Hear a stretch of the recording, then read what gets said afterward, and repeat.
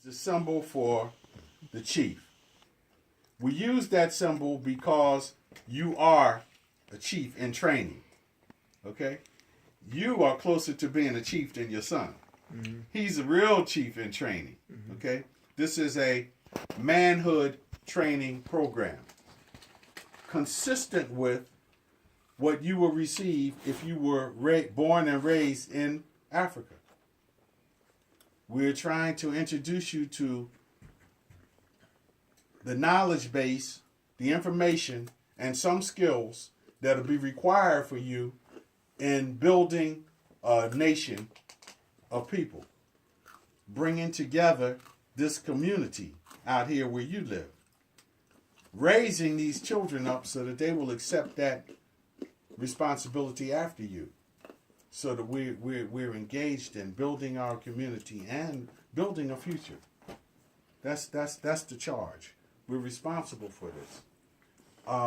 We started out with this in this program, pointing out that, where did we start? Okay, we started out with right there, that page right there. Mm-hmm. The Black Male Leadership Initiative is a rites of passage program. You'll receive a 6-week certificate, which you've already received. However, it's a 12-week program. It's not a 6-week program. Okay? We give out a 6-week certificate for people such as yourself who need that certificate for legal reasons. For whatever reasons. That's right. That's right. The first thing we have to learn is libations and affirmations. We can't forget our history. We can't forget the responsibility that we have to know who and learn and know who we are. Rodney called the name of one of his ancestors. The first week he didn't know anybody to call. Right. So as we move on, you will learn other people in your families because we point out the importance of family to you. The importance of family. We give you the Dickerson, which we use to symbolize the IFC model. The IFC model is my own creation. And what it tells us is, I exist within the center of my family. My family exists within my community.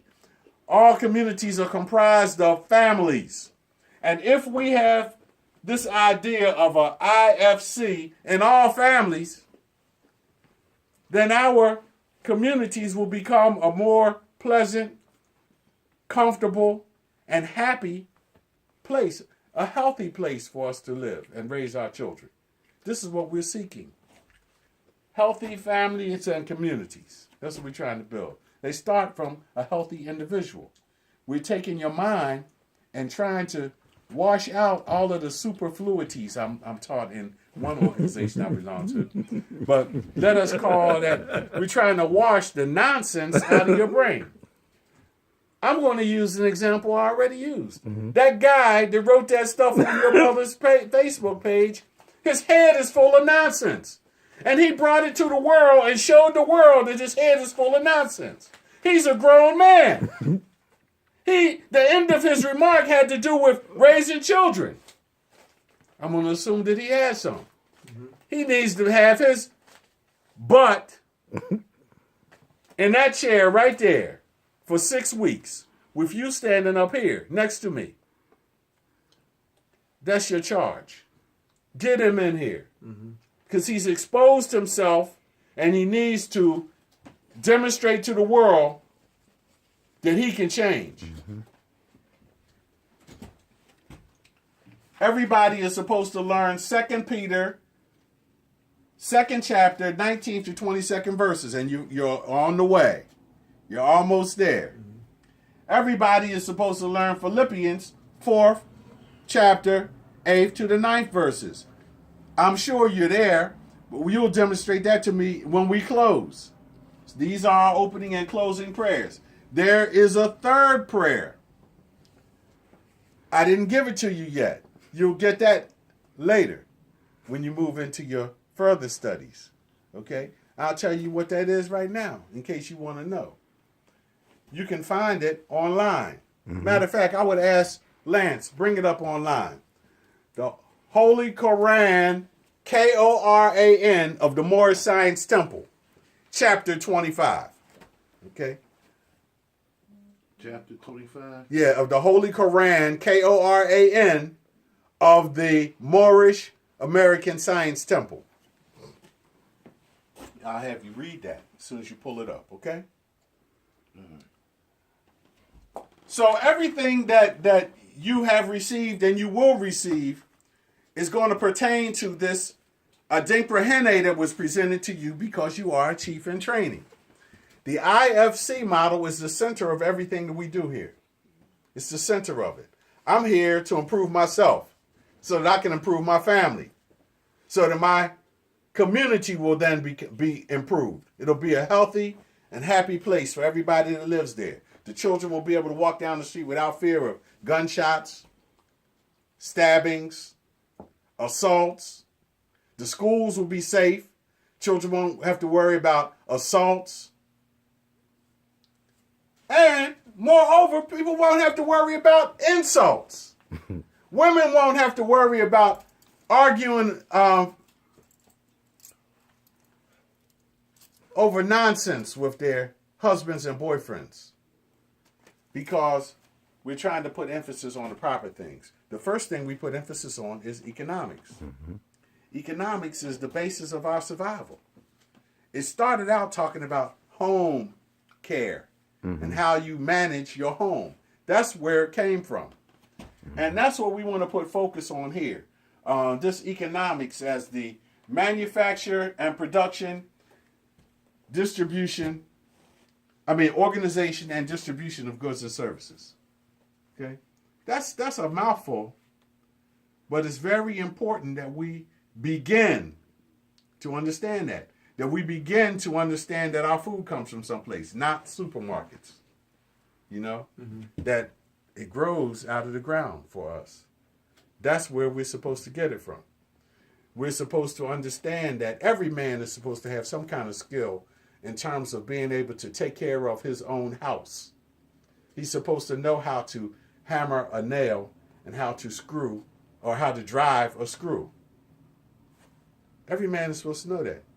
He's supposed to have some kind of understanding about how to tighten up a cord on a plug. He's supposed to have some kind of understanding about how to put a washer on the faucet on his sink.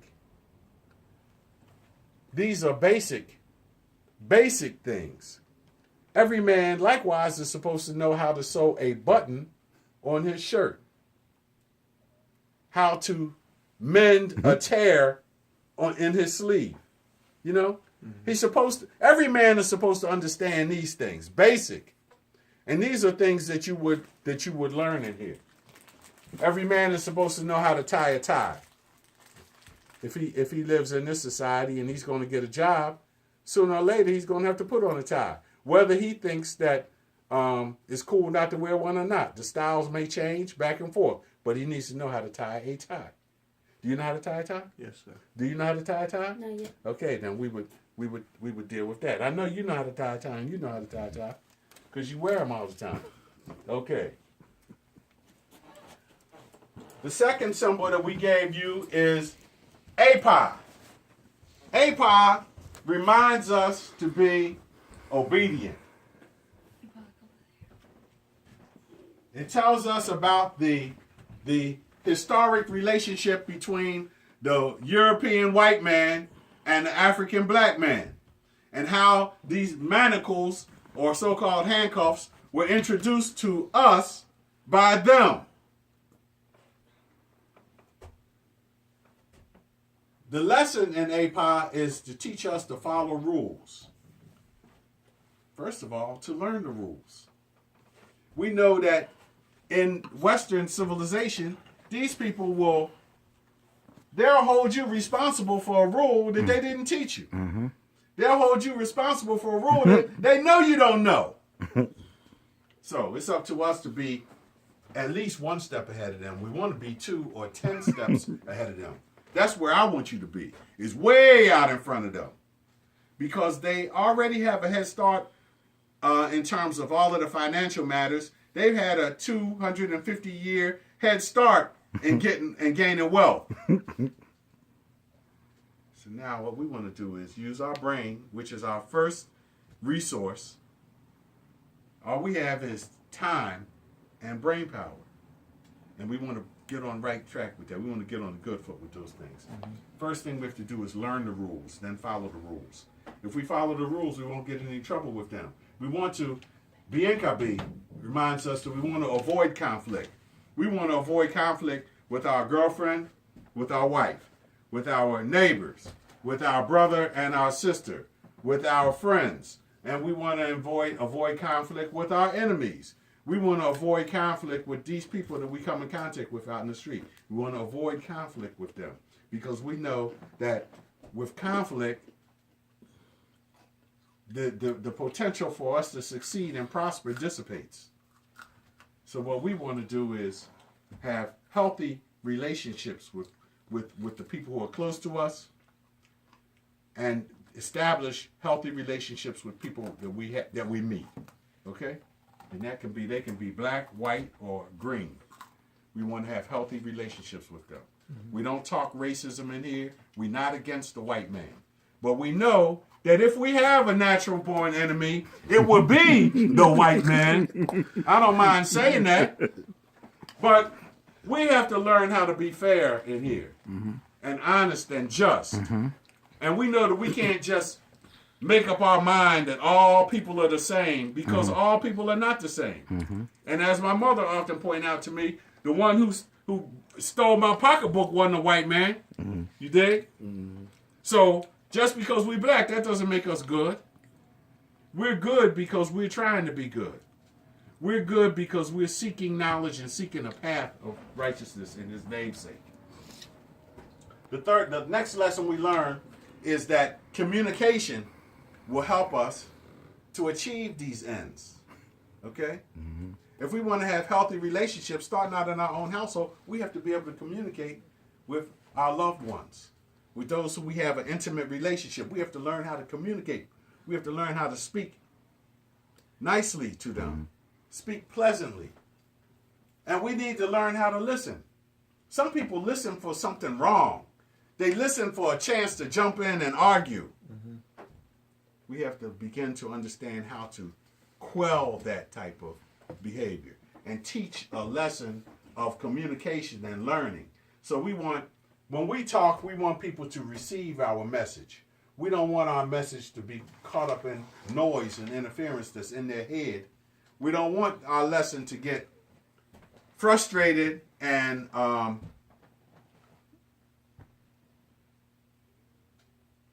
compacted by nonsense and foolishness. We know that when we talk to some people, all they're doing is just waiting for their chance to jump in and argue. Is that true or false? That's true. Mm-hmm. Okay. We want to avoid that. We understand also that communication will help us to eliminate a lot of the stress that we encounter in our life in these relationships with people. Okay? Next,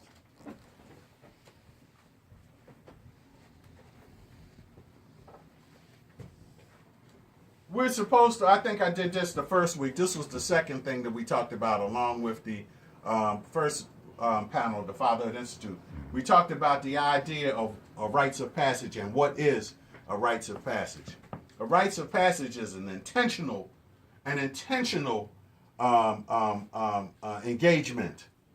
We came in here of our own free will and accord, with an understanding that what we learn in here will help us to succeed in our marriage, succeed in our fatherhood, succeed in our business transactions with other people, succeed in our and succeed in life. That's what it's supposed to do, is help you to succeed in life.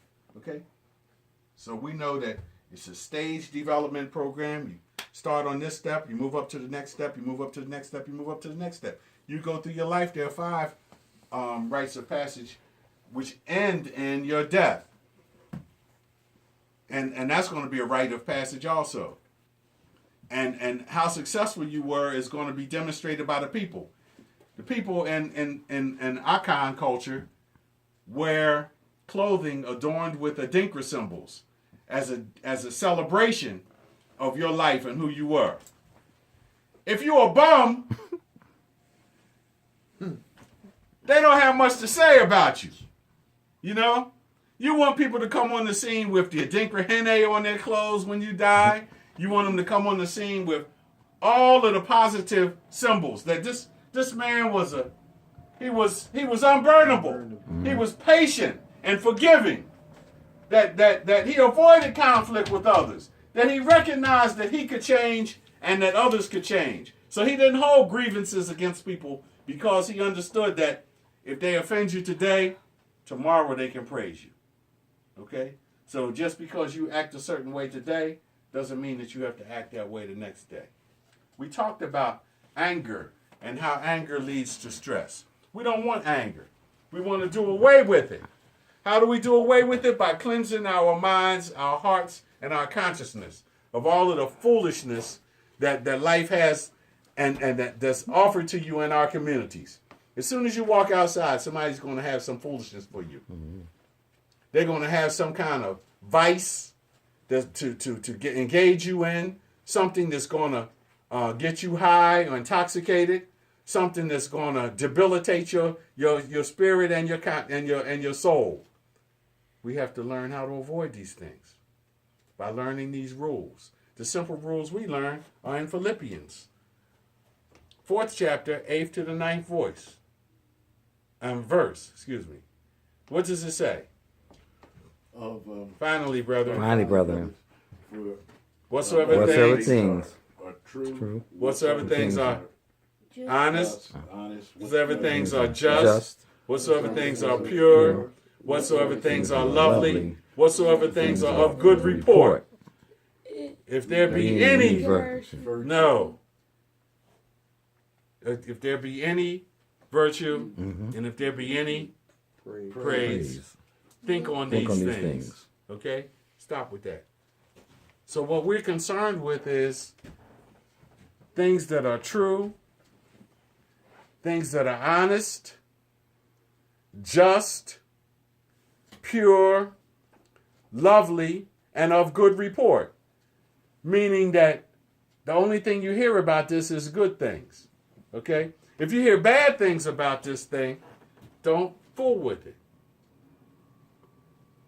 That's the key and the combination for a happy home and a happy community. In one sentence.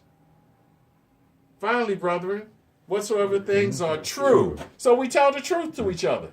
When I said, I'll be here, I'm on my way, y'all didn't get up and leave because you know I tell the truth. I think you do. We do. I try to be honest. I want you to be honest. Think about honesty as a virtue. Honesty is a good thing.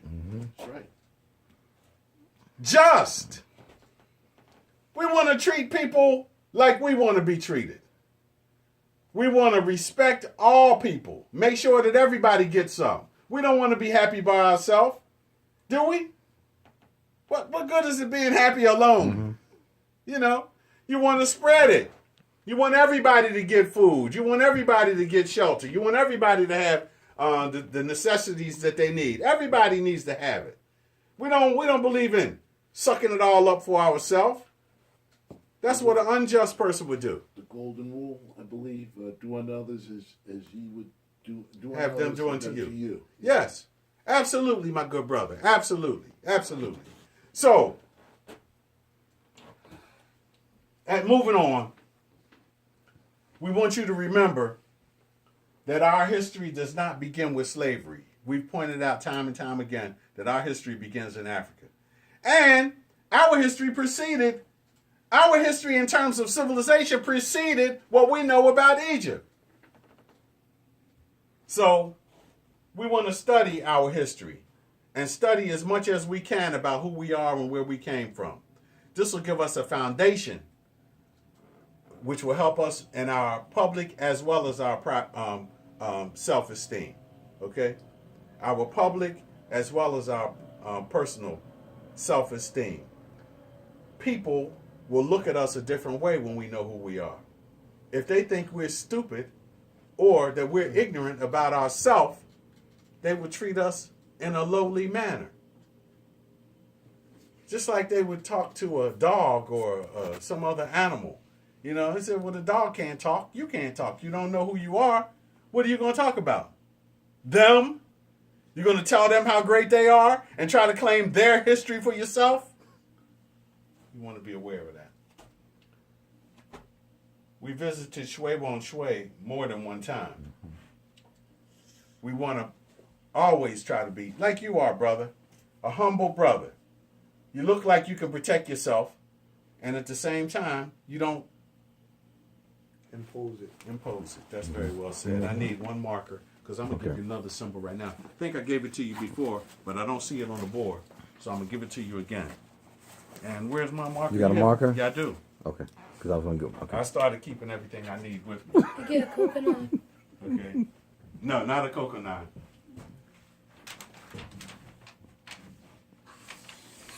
And thank you for remembering the coconut. You're a good student. You're a very good student. As a teacher, I like having you in my class. Not too much. No, it's the other one, no. Did you write that down before?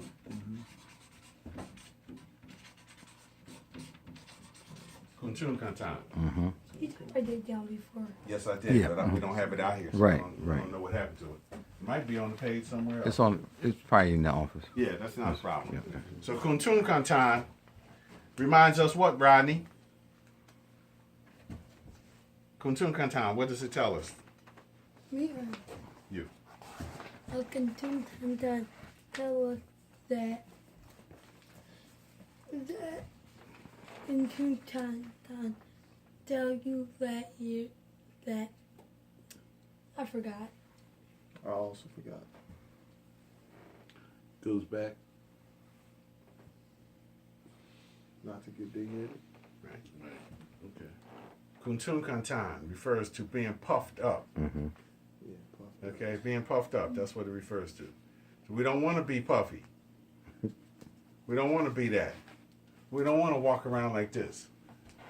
Because we wind up stepping in dog mess, cat mess, Or on mud. somebody's foot. Say it again. Or mud.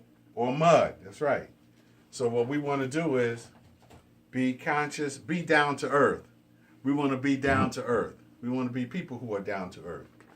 So those symbols, Kuntun Kantan and Shui Won Shui, tie together in that regard. Okay?